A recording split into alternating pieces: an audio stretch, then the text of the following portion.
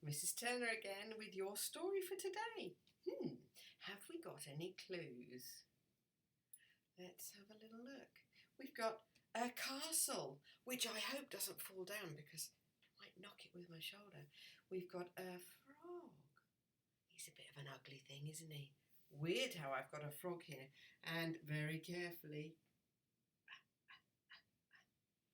a ball. Should be a golden ball, but it's actually a juggling ball. Never mind. Wonder if you've guessed yet what I'm going to be reading. I'm going to tell you anyway. Okay, it's The Frog Prince. And here we have it. There we've got the story of the Frog Prince. Let's start to read it, shall we?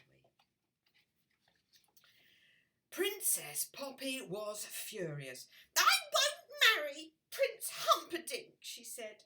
"He's smelly and smug and slimier than a frog." Ugh. There she is, telling her mummy and daddy just what she thinks. "You don't have to marry him now," said her mother. "You just have to marry him when you grow up." "I never want to marry him," said Poppy. "I'd rather eat my toenails."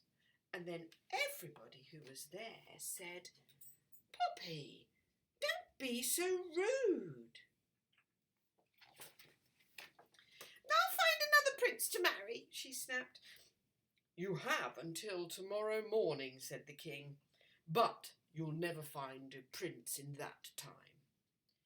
"Just you wait," said Poppy, and she stomped into the garden with her golden ball. And there she is, talking to the king, and off she goes with her garden ball, golden ball even, stomping all the way. Poppy was so cross. She didn't see the wobbly stone. She wibbled and she wobbled. She slipped and fell, splat, face first, into the pond. And there you can see her wibbling and wobbling, and then into the pond. Oh no! Her golden ball plopped into the water. "Oh, help! I'm in big trouble now," wailed Poppy. "Ribbit." "Oh, no, you're not," croaked a frog. "Ribbit, I can help you. But in return," said the frog. Oh, I wonder what he's going to ask for. There she is in there. There's the frog popping his head up. And there he is saying that he will help her. He'll help her get the ball, but he wants something in return. "I want to live in your palace, eat from your plate, ribbit, and sleep on your silken pillow." In your dreams, thought Poppy, but out loud she said, "I promise." As soon as the frog gave Poppy her ball, she raced back to the palace. The frog said, "Wait for me," but she didn't. And here we have it. There she is, running off to the palace. Poppy arrived just in time for dinner. She had to sit next to Prince Humperdinck, who smelled of cabbage. "Greetings, Princess Poppy," he said, and there he is, sitting next to her. She doesn't look very happy, does she? Then, to Poppy's horror, she heard a and in hopped the frog. "Go away," thought Princess Poppy. "Ribbit, excuse me," said the frog. "Princess Poppy promised I could stay with her."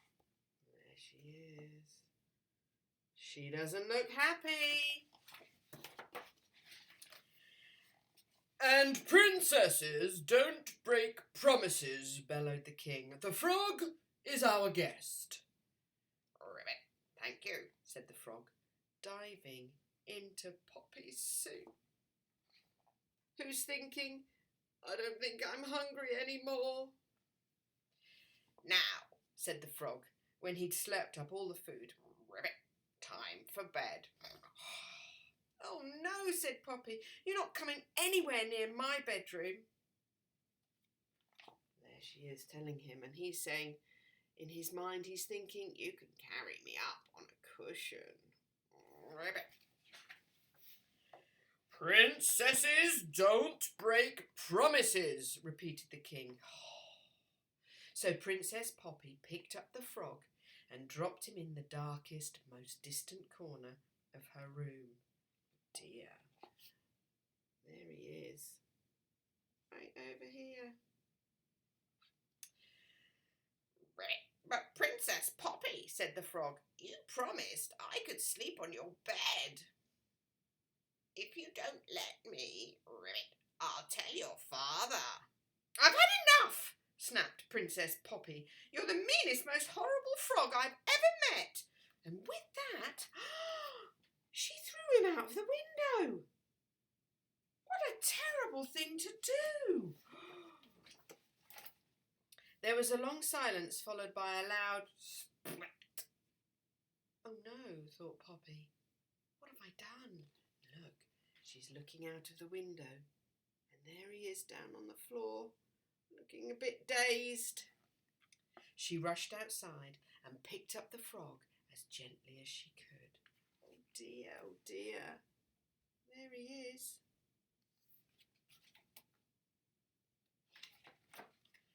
I'm so sorry, said Poppy, and she bent down and kissed him. There was a loud crash and a deafening bang, and in place of the frog stood, you've guessed it, a handsome prince. How can I ever thank you? Asked the prince. Well, said Poppy, you could marry me. Excuse me, said Prince Humperdinck, but Poppy is going to marry me. And there he is in the background there. And there's the prince. What's going to happen? Oh, no, I'm not, said Poppy. Daddy, you did say I could find my own prince, and kings don't break promises either. That is so true, sighed the king. Oh dear, poor Prince Humperdinck. In that case, said the prince, who was a frog, Princess Poppy, will you marry me? Here he is asking her if he can marry her, if she will marry him. And when she grew up, she did marry him.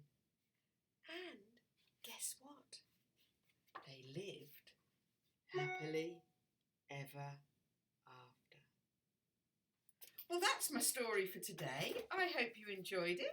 Here it is, the Frog Prince. Ribbit, ribbit. I hope you have a lovely day, and I'll say bye-bye.